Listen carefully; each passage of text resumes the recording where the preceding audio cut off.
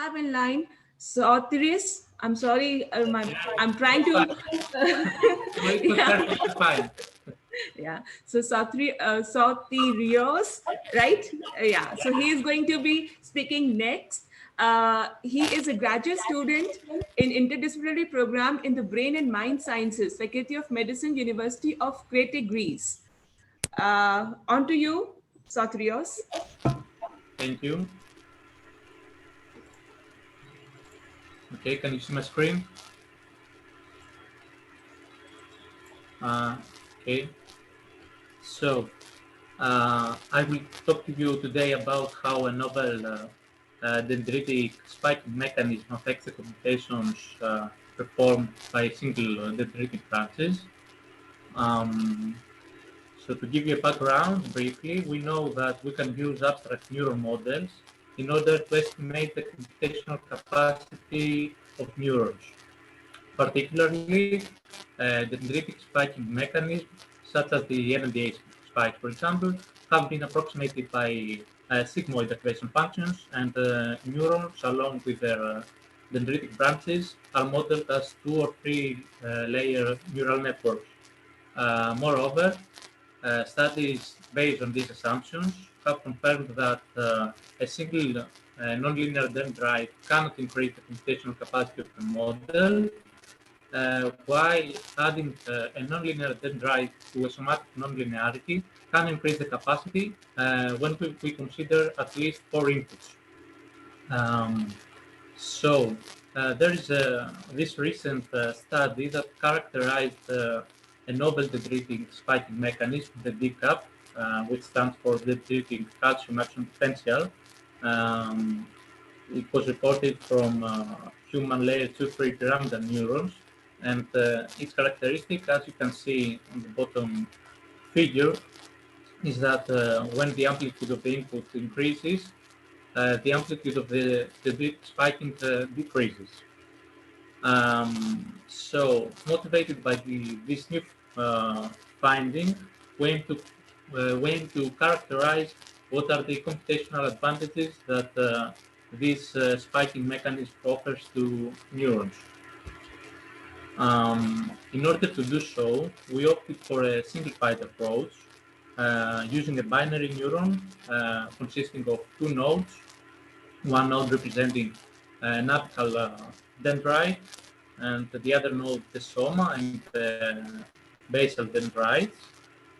Basically, the dendritic branch receives 2 binary inputs represented here by X, and these inputs are weighted, and along with a background state that is modeled as a bias in terms of neural networks. Um, they are integrated, and we try to see how their presentations can be amplified in the dendrite and therefore the soma.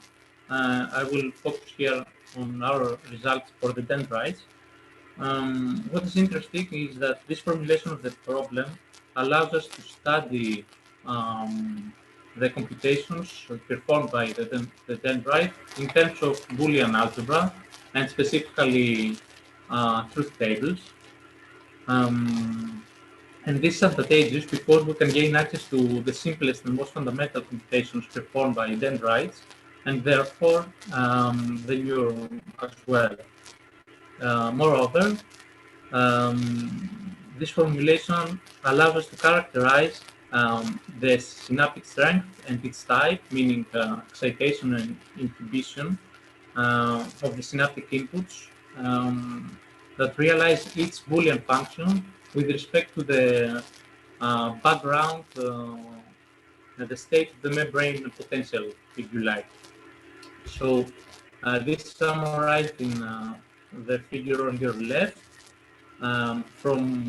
Going from panel A to panel B, we have a pyramidal neuron, and basically we create its abstraction. The neuron receives at its apical branch two binary inputs, X1 and X2. They are weighted, a general background that defines the state of the membrane is also added to these two, and then um, we integrate these inputs through the function h of x, which represents an activation function based on the dCaAP, which you see on your right.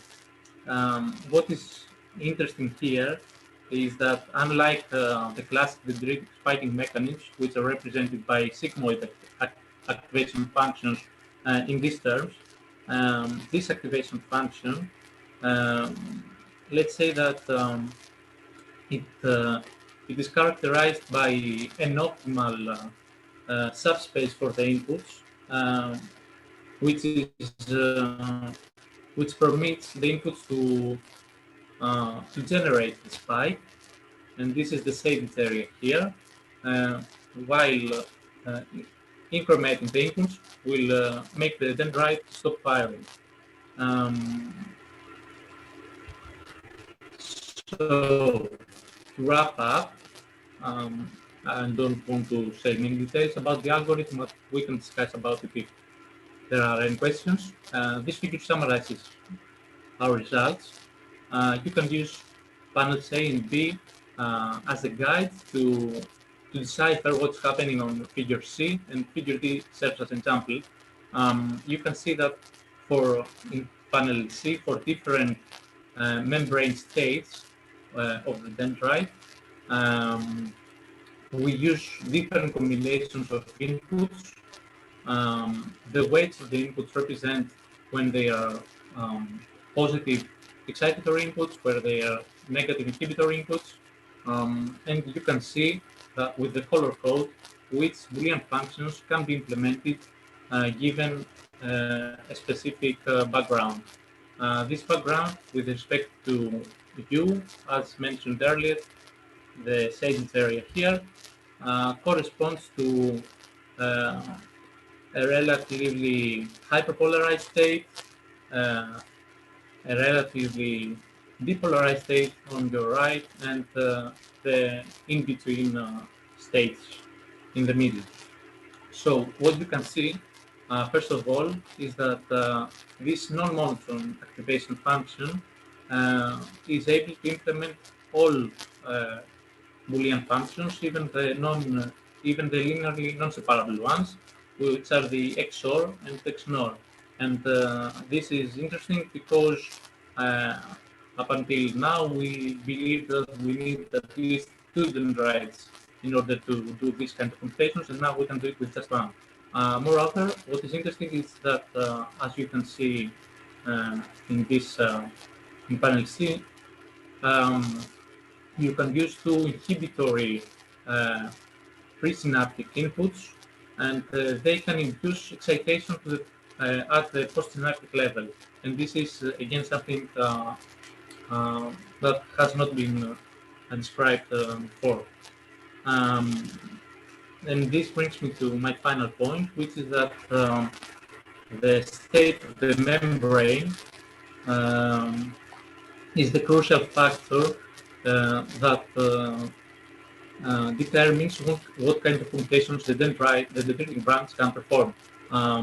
You can see here that different functions are performed given different dendritic potential states, and that going from hyperpolarization to depolarization,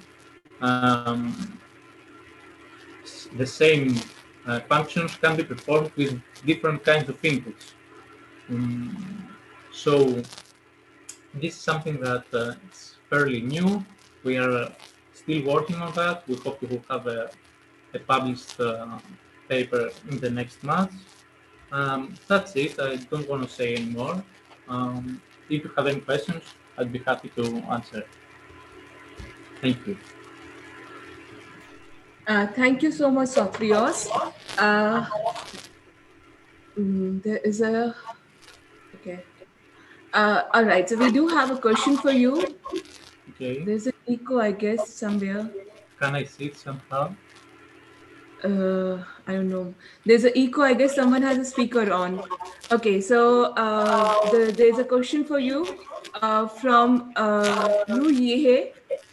The question is, what role do noises play if they are in this model? And we do have a lot of noises out here. Good, interesting. The question is, what role do noises play if they are in this model? Um, I'm sorry, I, I didn't catch where the noise should be. Um,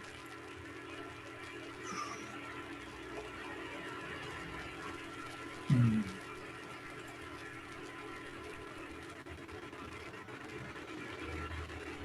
Okay, yeah. So now I see the question. Sorry about that. Um, the noises. So we don't have the particular uh, modeling method for the noise, but we assume that this background state that is represented by B1, it's more or less the noise. It's like the average activity in the vicinity of the dendrite. So uh, you can see that changing this activity, being low. I mean, I will start here. Okay, with a low background activity, should put your integration in this area of the dCaAP activation function, and then uh, increasing the noise would get you more to the right and right. So this is what the noise here actually does. It allows you to perform a different set of computation each time. I'm not really sure if I have answered the question.